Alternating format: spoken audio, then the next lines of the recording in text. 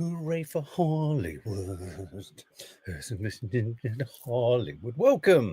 Welcome to this Popcorn Junkies walk and talk through the 2025 Emmy Awards nominations. Not the awards, the nominations. They're not the Emmys Awards, they're the Emmy Awards. TV dramas, series, comedies, all that kind of malarkey. How are we all? How is everyone? Thank you for joining us on the No Name Sunday show on a Monday, but on a Tuesday earlier. If you haven't, do subscribe. We try to deliver as much movie news as we can possibly fit into our bandwidth. Superman. Check out our Superman review. Go and check out Superman. If you have any sort of vague humanitarian feeling for Gaza, go and watch Superman, because it's making a lot of Zionists get their knickers in a twist. But of course, if you're an Emmys fan, you might not be. I don't know. This is a Hollywood Awards special. We're just going to focus on some of the shows because I've seen quite a few of the shows, and I thought it would be nice to walk through some of the nominations, an opportunity to have a natter about some of the shows, and if you haven't seen them, perhaps we can convince you to see them and all that kind of stuff. Hi, Susan. Hello, Mark from Menorca. How's your mum? She's okay. Well, she's not great at all, but she's stable. She's fine tonight. Hi, Reese. Hi, Russ. Hi, Lester. Hi, Ellery Jones. Aditya Jukar. Hi. Hope you're well. Nice to see your name. I haven't seen that before. Welcome, Kimberly. If you do want to become a member, you know what to do. Don't do it through the Apple App Store. Do it on a computer, and you too can get access to all our Sunday shows. Stupidity. Anyway, this is the Popcorn Junkies. We're going to do a little walk and talk through the nominations for various shows. And Steph Schultz, I haven't seen the F1 Brad Pitt film. Nothing about it is making me want to. Is it because it's a car? Oh, I don't know. Anyway, so we've got each of the categories here. I thought we could have a little moochy poochie through them. I've started with let's get rid of our little kind of junky character up there, shall we? He's getting in the way.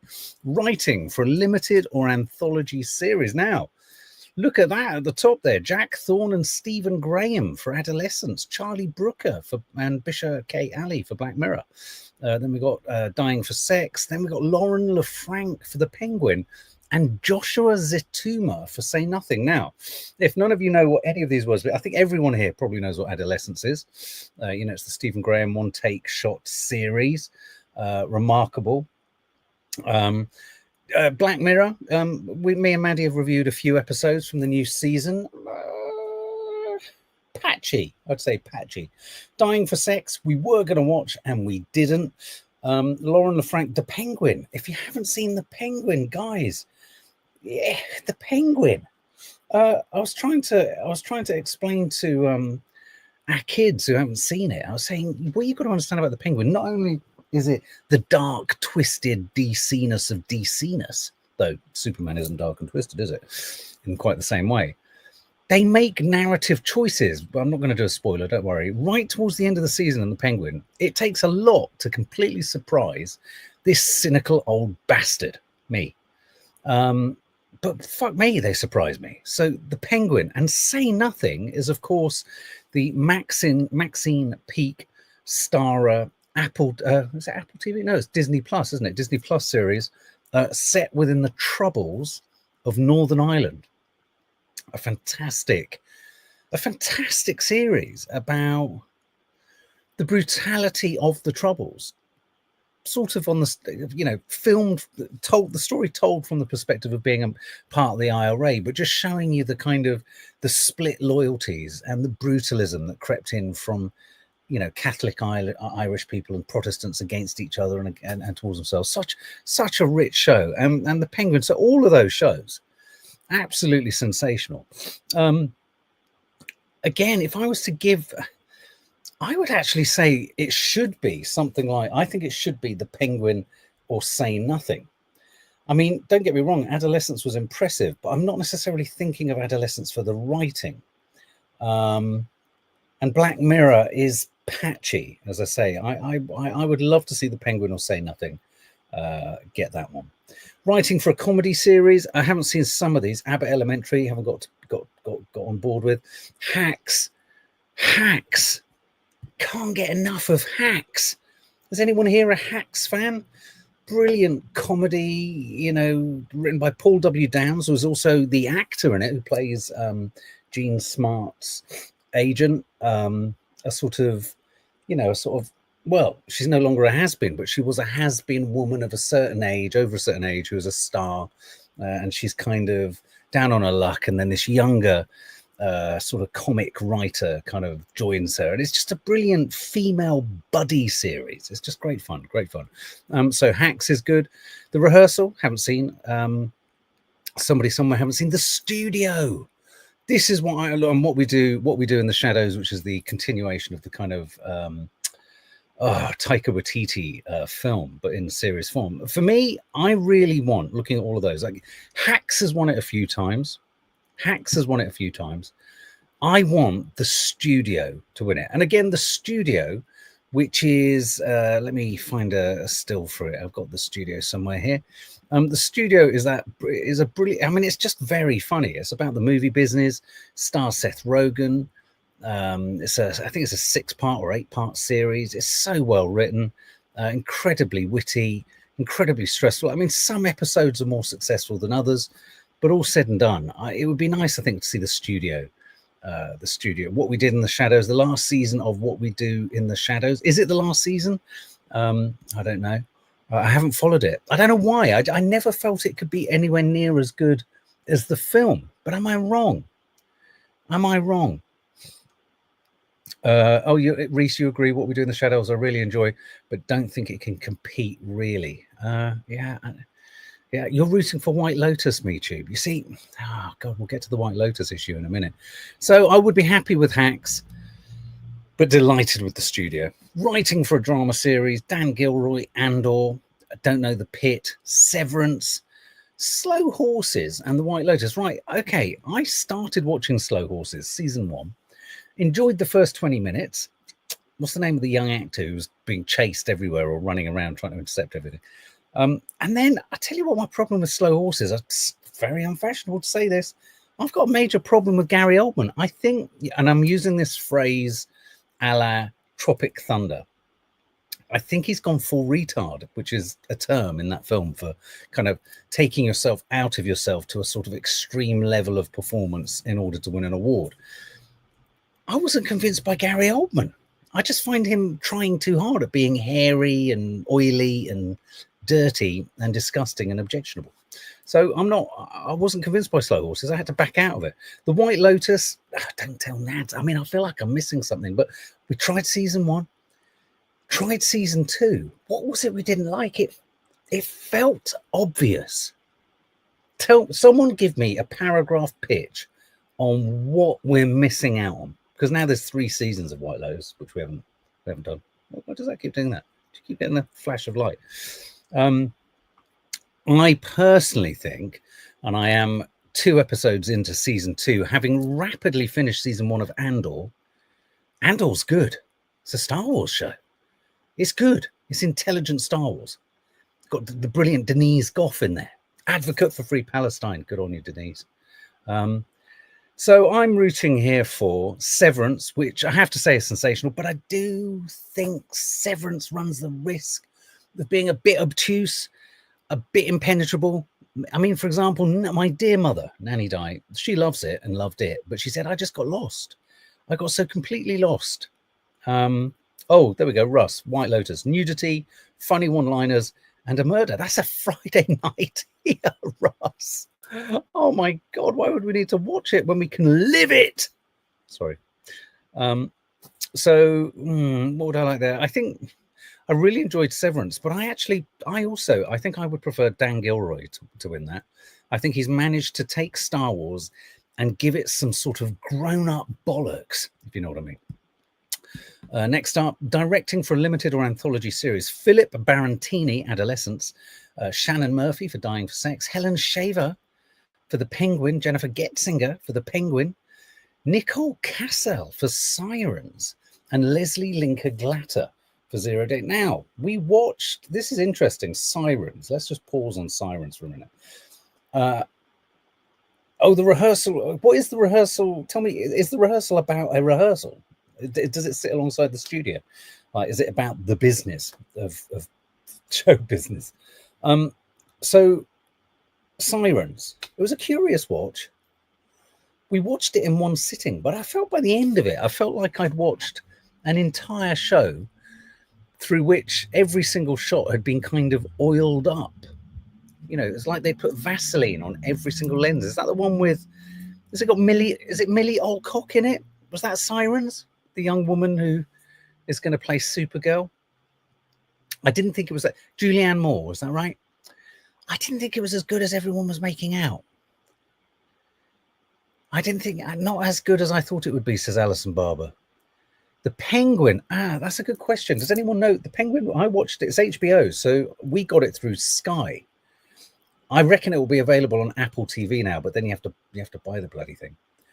I enjoyed Kimberly Jones. I enjoyed the feminist mythology of Sirens, but the end was rubbish. I found a lot of it a bit naff, and I have to say, Sirens, Netflix, I think, isn't it? It fell foul for me of the eternal green screen interiors. I mean, it's like, I don't know if anyone else has this problem, but with streaming shows, streaming dramas, almost for any shot, they will green screen the fuck out of it, and it's obvious. It's obvious as hell. I was watching the Wednesday Addams trailer the other day. Every single fucking shot looked green screen. So, but in this category, I think one has to scream for Philip Barantini for Adolescence, right? I mean, albeit that it's a one-take shot, the direction on the multitudinous, because don't forget, in order to get that one take, a bit like a theatre show, they had to do, and they shot countless other versions of it and had to work through it in such extraordinary detail. So I kind of feel this is where technically Adolescence should get something, is in the directing. But if that, see, it's a tricky one, isn't it? Because that was a virtuoso piece of skill, you know, to direct in one take. But direction isn't just about one shot. So I'm actually going to start talking myself out of this. Direction is about all elements. And if we're talking about all elements, you know, from music to look to edit to performances from everyone to story arc and I'm wondering if The Penguin deserves it, because The Penguin, I'm telling you now, The Penguin is a sensational series.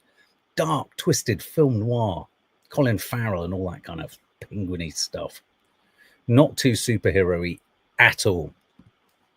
Directing for a comedy series, Io Edebiri for The Bear, Lucia and Aniello for Hacks, James Burrows, Mid-Century Modern, don't know that, Nathan Fielder, The Rehearsal, Seth Rogen at The Studio. I have to say, I think each of these directors has directed more than one episode in each series. Seth Rogen's episodes of The Studio were very tight. I think it would be really nice to see him win for directing. I didn't see The Bear. I love Hacks, but I feel that Hacks is more of a kind of sitcom setup. So the direction, you're kind of dealing with just great comic actors, which almost do half the work for you. So for me, I think in that category, not having seen The Rehearsal or Mid-Century Modern, I think I would have to go for, personally, Seth Rogen for directing in a comedy series. Couldn't stand The Bear this season, Alison Barber. And I heard that this latest season, what are we on, season 4? I heard season 2 was shit. Season 3 was a return to form. Is this season 4? Can't remember. Moving on. Directing for a drama series, Janice Metz. Well, I won't read all their names. We've got Andor, The Pit, 2 directors for The Pit, 2 directors for Severance, including Ben Stiller, the actor, Adam Randall, Slow Horses, Mike White, The White Lotus. When, once again, a bit like Seth Rogen with The Studio, when Ben Stiller was in the helm or in the director's seat for Severance, it was always tighter. It was always tighter, and it was always really innovative and interesting and well paced. He's a great director, Ben Stiller. He really is. I mean, I know Cable Guy with Jim Carrey is kind of considered a piece of pulp comedy, but it's incredibly well made. Brilliant bit of filmmaking. Season 4 is a return to form, but I think they need a longer break to refuel, says Rhys Roberts about The Bear. So there, in the absence, again, Andor's I mean, I've seen the first 2 episodes. Andor's incredibly, I think Andor, it sounds dramatic, could be the show that inadvertently rescues Star Wars from the waste paper basket. I haven't used that phrase in ever, actually. I don't know where it came from. Supporting actress in a limited or anthology series, Erin Doherty, Adolescence, Ruth Negga, Presumed Innocent, Deirdre O'Connell, The Penguin, Chloe Sevigny, Monsters, the Lyle and Eric Menendez story, Jenny Slate, Dying for Sex, Christine Tremarco, Adolescence.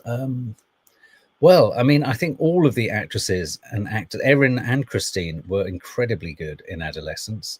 Deirdre O'Connell, does Deirdre O'Connell play the mum? I think she does. And I only saw 2 episodes of Presumed Innocent. I feel someone from Adolescence needs to win that, because to act in that incredibly complex show is hard. Best to watch Andor in groups of 3 eps, as every 3 there is a time jump. Thanks for the tip. Thanks for the tip. Where are we? Supporting actor in a limited series, Javier Bardem, The Menendez story, Monsters. I didn't see it. I'm afraid. Bill Camp, Presumed Innocent. Owen Cooper, Adolescence. This is notable. I think he could end up being the youngest winner of an Emmy at 15. He's shooting, I think at the moment, Wuthering Heights, and being ribbed mercilessly by Jacob Elordi, who's his co-star. I don't know why he'd rib him. He's been nominated for an Emmy. It's fantastic. I think we'd all like to see him win, wouldn't we? Rob Delaney for Dying for Sex, Peter Sarsgaard, Presumed Innocent, Ashley Walters, Adolescence. I thought Ashley Walters was all right. I didn't think he was great, if I'm honest. I think it's got to be Owen. I think it's got to be Owen Cooper.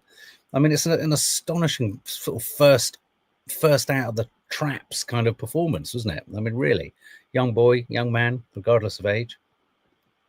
Supporting actress in a comedy series, we've got Lisa Colonzayas, The Bear, Hannah Einbinder, Hacks, she's sensational. Catherine Hahn, The Studio. Oh my God, she's so good in it, Catherine Hahn, but she's very supporting. Janelle James, Abbott Elementary, Catherine O'Hara, The Studio, Cheryl Lee Ralph, Abbott Elementary, Jessica Williams, Shrinking. Is Shrinking the psychotherapy show on Apple TV? I think it might be. This one. I mean, again, I haven't seen The Bear. I know which character Lisa Colon-Zayas plays. I'd love to. I think Hannah Einbinder. For me, I tell you, I want to see. I'm going on my heart. I think Catherine Hahn deserves it. Catherine Hahn is so. She's chaotic and crazy, but don't tell Nads in the studio. She's sexy. Yeah, she's sexy. I know that's not a decider, but I'm just saying, I just find her really, and she's quite a sexed up character in it. She's snogging Seth Rogen loads. Supporting actor in a comedy series, Ike Barinholtz, The Studio. Coleman Domingo, The Four Seasons. This is the only one that The Four Seasons gets. None of the other actors. I find that a bit odd, because I thought it was a really warm, well-directed, beautifully ensemble performed series. Four Seasons, really did. Harrison Ford, Shrinking, Jeff Hillis, Somebody Somewhere, Ebon Moss-Backrack, soon to be seen in the Fantastic Four as The Thing, but he's in The Bear, Michael Urie, Shrinking, and Bowen Yang, Saturday Night Live. I'll tell you exactly who I want to win this one. Not only did I want Catherine Hahn to win Best Supporting Actress, I want Ike Barinholtz to win Best Supporting Actor in a Comedy Series. He is fucking hysterical. Oh, Harrison Ford all the way, says Russ Sash. Oh, Javier Bardem, look at you lot. If you haven't seen The Studio, he plays Seth Rogen's right-hand man. And he's so good. He's so comedic. I don't know if you found him funny, Reese, or anyone else has seen it. He's so good. He's just, and there's a whole episode where, aren't they at the Emmys? I think they're at the Emmys or the Golden Globes or something, and everyone keeps thanking him. Wouldn't it be wonderful if he won and they had to thank him? But Harrison Ford, you're saying, Shrinking. I must check that out, actually, Shrinking. Why would I not like that? I've been to more shrinks than you could shrink wrap a book. What? Best Supporting Actress in a Drama Series, Patricia Arquette. She's possibly the weirdest motherfucking actress on the planet. Weird as fuck, but brilliant. Patricia Arquette. Carrie Coon. Carrie Coon is a good actress. She was in that, what was that movie with, what's his name? The guy, oh God. Oh, what's his name? Oh, this is awful. Oh, he's in the Sherlock Holmes films, opposite Robert Downey Jr., plays Watson. Oh, I forget his name. Jude Law. She was brilliant in a film opposite Jude Law. God almighty. It's like old man chat. Anyway, Carrie Coon, she's a great actress. I haven't seen it though. Catherine Lanasa, The Pit, Julianne Nicholson, Paradise. I saw her, Julianne Nicholson. She's one of my favourites. I love Julianne Nicholson. She's in a brilliant film called Janet and Me. Please check it out. Wondrous, wondrous art house movie. Please check it out. She's great. And don't forget, Julianne Nicholson also plays Dance Mum in Hacks. Yay! She's fun. Julianne Nicholson, Paradise. Parker Posey, The White Lotus. Oh, Natasha Rothwell, The White Lotus. Amy Lou Wood, The White Lotus. Okay, well, for all our White Lotus fans in the room, who do you feel should win? You've got 4 sensational actresses there. Julianne Nicholson was good in Paradise. I didn't think Paradise as a vehicle was brilliant. I found it it was too much of a kind of artificial construct. Russ, Carrie Coon or Parker Posey. Oh, me too, Carrie Coon in White Lotus. Amy Lou Wood, you feel Reese should clutch it. Okay, Parker Posey. Parker was memorable. Okay, cool. I've got to do something about the White Lotus. Supporting actor in a drama series. Zach Cherry, Severance. He was very good, actually. Walton Goggins, The White Lotus. Jason Isaacs, The White Lotus. James Marsden, Paradise. He was actually very good. I think he plays doesn't he play the president? I think he does. Sam Rockwell, The White Lotus. Trammell Tillman. Oh, Trammell Tillman and John Trammell Tillman.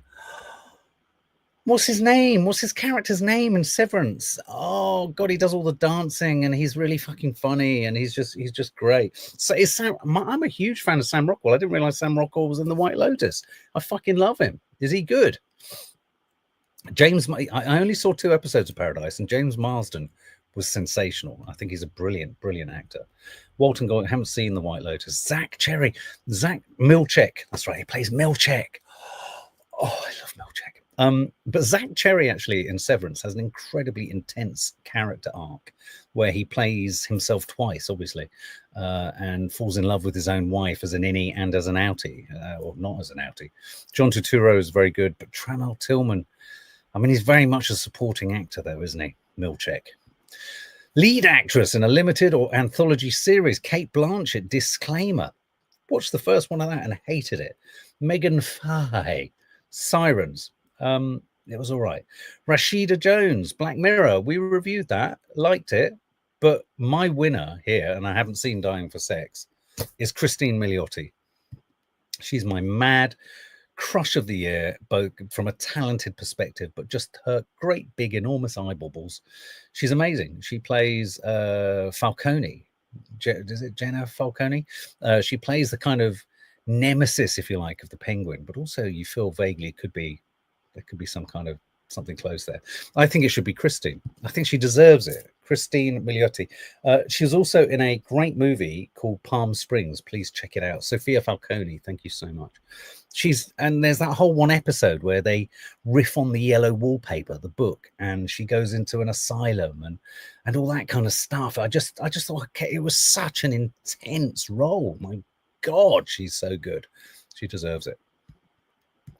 Lead actor in a limited or anthology series, Colin Farrell, is sensational. Stephen Graham is sensational. Jake Gyllenhaal, presumed innocent, not seen it. Brian Tyree Henry, this is interesting. I watched the first 2 episodes of Dope Thief, didn't stick with it, but I thought he was really good.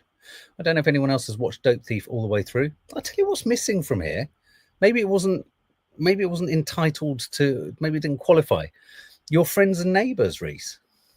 Did that maybe land too late for this year's kind of nominations? I thought Brian Tyree Henry was really, really good in Dope Thief. Cooper Cock, haven't seen Monsters, the Menendez story.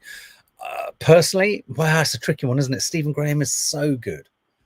But for proper sort of, character acting heft across an entire series, I think it has to be Colin Farrell. I think he was phenomenal. It's a difficult one, isn't it? Difficult one. Love Stephen Graham. And I keep hearing lots of good things about Presumed Innocent. I think maybe, Reese, you'd suggested that too. Christine Milioti, definitely for me too.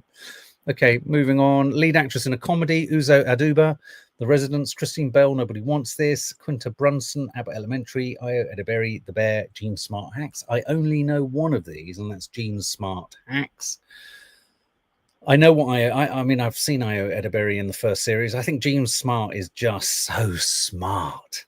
Her comedy is so smart, but she's just, she never ever sort of fails to deliver. Really, she's all encompassing. If you haven't seen Hacks, honestly, Hacks is one of those shows you can watch 10 episodes in a night and you feel like you've watched 3. It's so light and breezy to digest.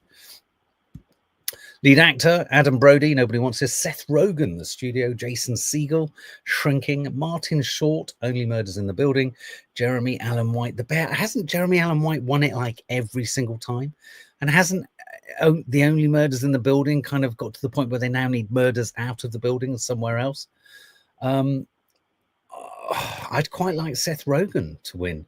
I think his downbeat love of film, and yet he's a film executive. And what's clever is he proves and demonstrates in his character art that a love of film doesn't marry with being a film executive.